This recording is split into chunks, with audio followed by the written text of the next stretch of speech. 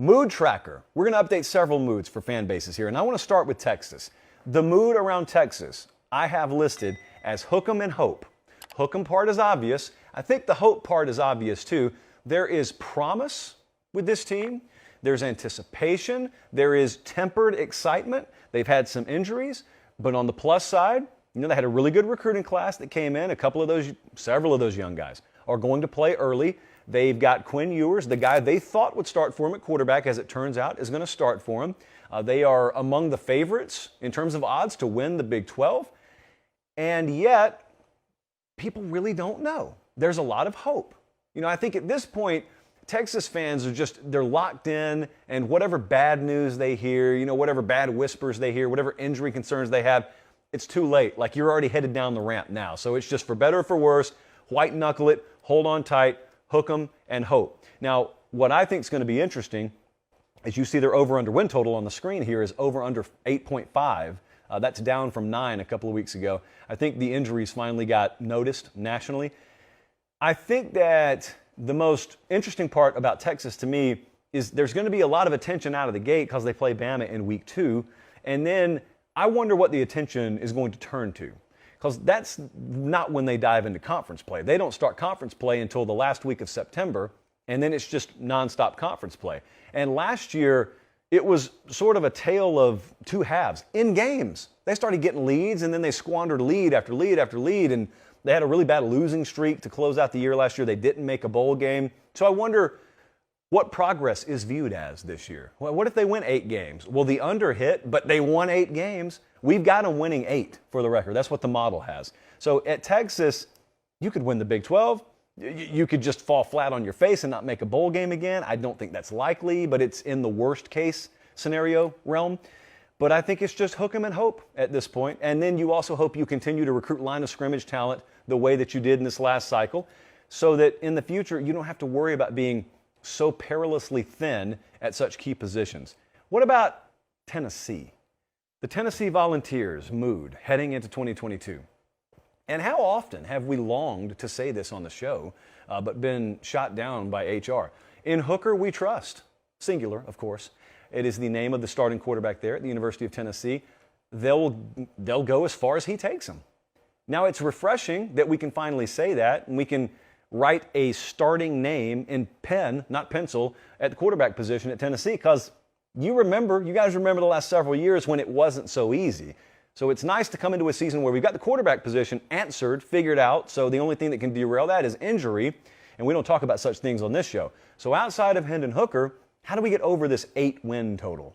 How do we get to 9-3, which I think is what the model had for Tennessee? So we happen to lean Big Orange a little bit this year. I just think that there are 2 things that they're really vibing on at Tennessee right now. Enough so that some of the fan base has started to put us in their hype videos. Remember the rule around here. You put us in your hype video, we're going to put you on the show. That's at the university level, of course. I think they're vibing on the fact that offensively, they just feel like they run the most plays per minute of any team in the country at the Power 5 level. They've got quarterbacks solidified.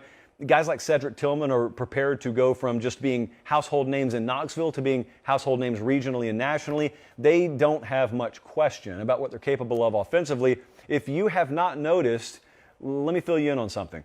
They've been talking about defense. Yeah, believe it or not. They've been talking about defense and the D word, depth, around Tennessee. What they're not talking about as of yet is a bunch of high 4- and 5-star type depth. What they are excited about is they've got more guys to rotate, especially along the defensive line, but they've also got more guys they trust to put on the field. Makes a lot of difference. Doesn't really matter the height and weight on your roster if guys' heads are swimming and you can't trust them on the field. Your talent level is what it is, but man, to have more guys they can trust. That's what Josh Heupel's talked a lot about. He's talked a lot about increasing the depth level, and he's just flat out told the assembled media up there, you'll notice this year, we got better depth. This is not a team that has to hold folks under 20 points to win. They can score. So, how do they start to feel going into Saturday? By the time they play at LSU, October 8th, for example, and we've gotten a couple of big games out of the way by then, are you going into Death Valley saying, we need 35 minimum to think that we've got a shot? We need 35 minimum. Or are you saying, you know what? Defense has held its own so far this year, and they're kind of coming around. They're getting better and better. I think that ultimately determines whether it's a 7-8 win or an 8-9 win or a 9-10 win kind of season. What about Michigan State? I almost just burned a quote of Mel Tucker's on someone else, but luckily I was able to hold it in there. Michigan State, I think the mood right now is just blow the whistle.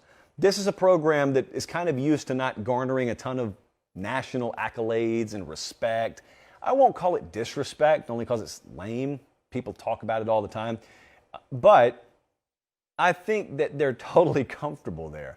Whether you're talking about Mark D'Antonio or you're talking about Mel Tucker, one of the carryover aspects of their respective programs is they don't really need the preview magazine hype.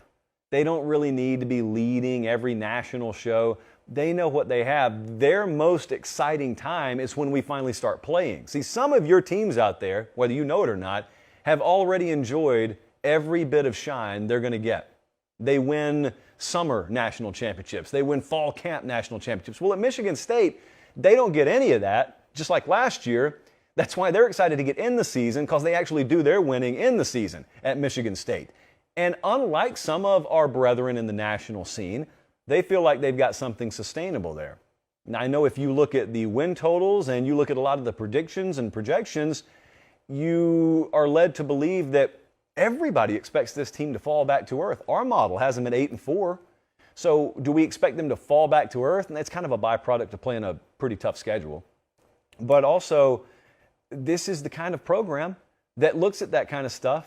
And also at the end of the year, it's the kind of program where if what happened last year is sustainable, you'll just continue to see surpassing expectation. And at the end of December, you'll be asking yourself, how did that team end up above these teams?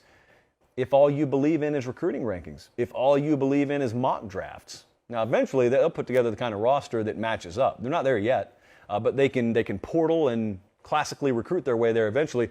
But in the meantime, Michigan State, they got no problem with the doubt. I think they kind of probably feed on it. But I think the fan base collectively has bought into that too of, we're not going to go around and bang every disrespect drum. We get it. That's fine. That's kind of who we are. But as long as we play the season in the fall, that's where we'll do our talking. And that's what I think the entire mentality is up there right now.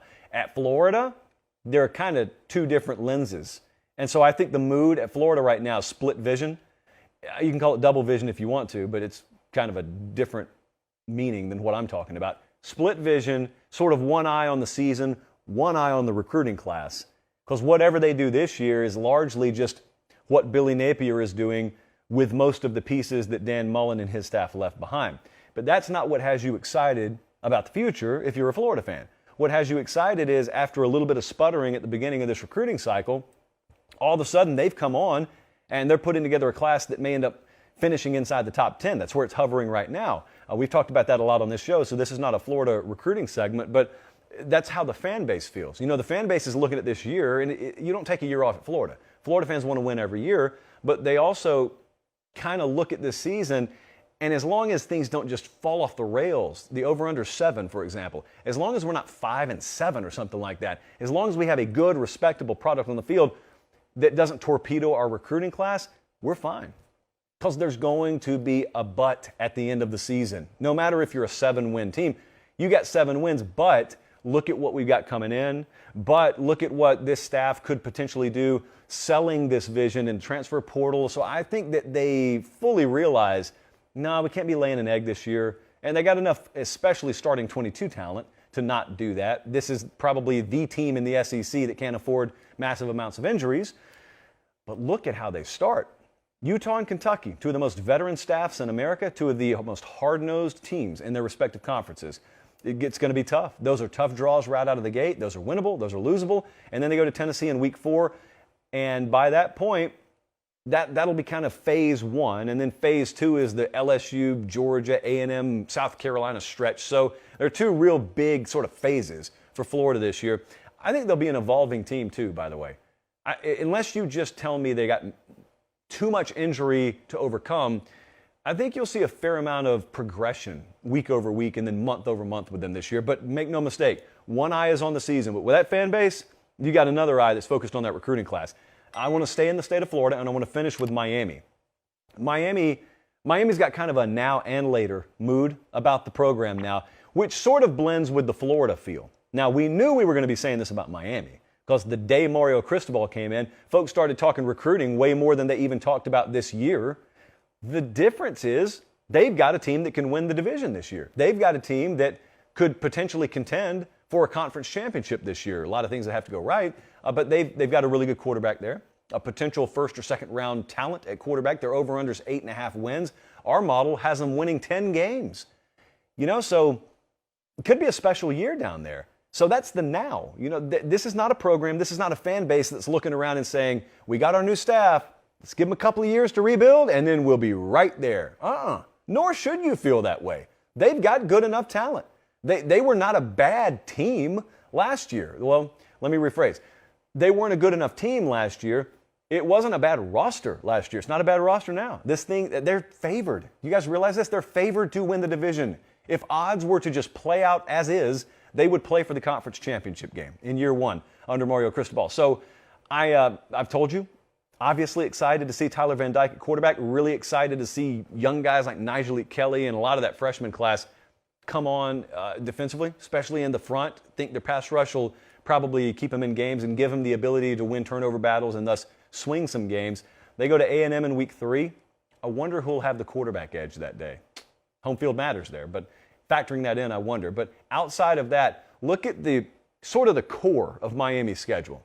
You stop me when you see the insurmountable hurdle here. Middle Tennessee, North Carolina, at Virginia Tech, Duke, at Virginia, FSU, at Georgia Tech. It's the last 2 games of the season that are the meat of their schedule. You've long since figured your team out by this point. At Clemson, November 19, and Pitt at home. I can't stress enough how important it is that Miami doesn't have to go to Pitt. There is so much nodding of the head in South Florida at me saying that right now. So we'll see. Even if they start fast and they're a story most of the year and then they taper off at the end of the year and they end up missing out on the conference title game, if that happens, it happens. But there's obviously a ton of upside. Everyone's excited around Miami about the future of the recruiting classes, but it's not just we're investing in the future. It's let's go ahead and win now, and then we'll also win in the future.